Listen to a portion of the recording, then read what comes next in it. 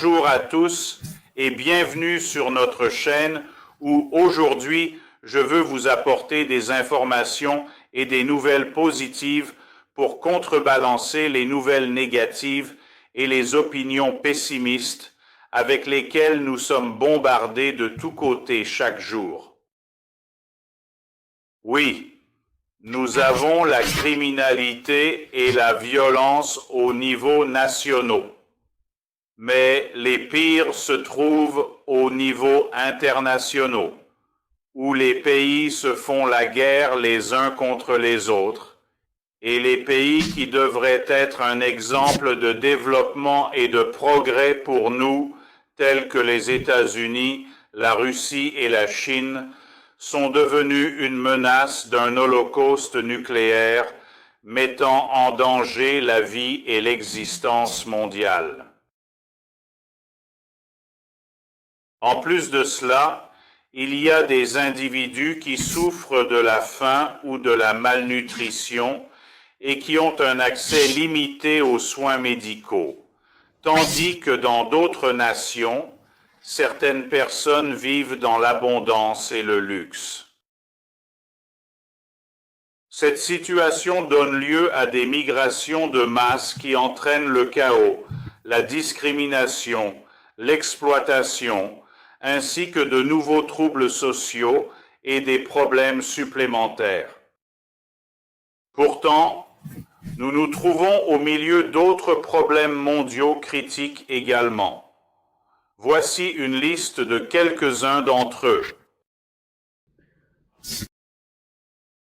Les défis mondiaux actuels comprennent le changement climatique, l'insécurité alimentaire et la pénurie, les droits des réfugiés, les tensions liées au COVID-19, la préparation et la réponse aux futures pandémies, les soins de santé, la santé mentale et les droits des personnes handicapées.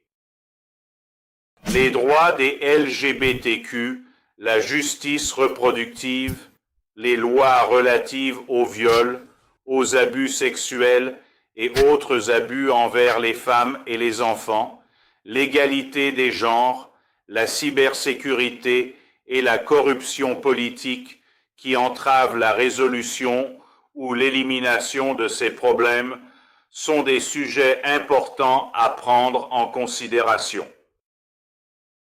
Tout ce qui précède appelle à une mondialisation immédiate, non seulement dans l'économie, mais dans tous les aspects de la vie humaine, en commençant par la création d'une gouvernance mondiale, ou simplement dit, un gouvernement mondial qui promouvrait un nouvel ordre mondial.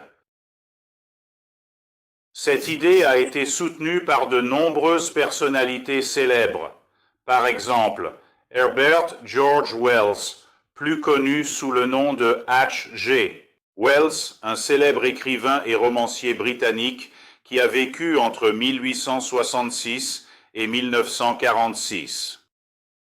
Proposé dans son livre de non-fiction, intitulé « Le Nouvel Ordre Mondial », un cadre de fonctionnalisme international qui mènerait à la paix mondiale.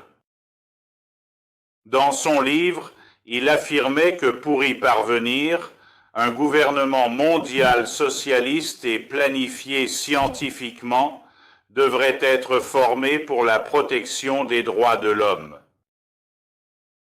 Le terme « nouvel ordre mondial » a aussi été utilisé vers la fin de la Première Guerre mondiale en lien avec la vision de Woodrow Wilson pour la paix internationale. Un autre ancien président des États-Unis, Franklin Delano Roosevelt, a fait référence à Novus Ordo Seclorum.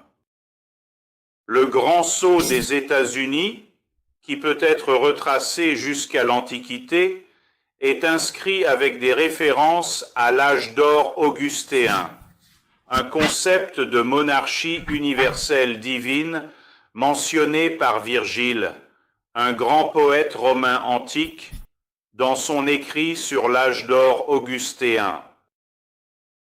Cependant, Roosevelt a promis de mener le monde dans la direction démocratique opposée, dirigée par les États-Unis et la Grande-Bretagne. Des progrès notables ont été réalisés vers la gouvernance mondiale en créant des organisations comme les Nations Unies, l'Organisation mondiale du commerce et le Fonds monétaire international. En outre, plusieurs traités internationaux ont été conclus, mais malheureusement, ils ne sont pas suffisamment appliqués ou respectés par les pays signataires. Par conséquent, ce dont le monde entier a désespérément besoin aujourd'hui est un organe directeur mondial fort et juste composé de professionnels de haut niveau, des industries, de la santé, de l'éducation, de l'agriculture par exemple, ainsi que des intellectuels, des scientifiques et d'autres professionnels. L'élection des membres de cet organe de gouvernance devrait être basée sur l'histoire de leurs compétences en éducation et leurs réalisations antérieures,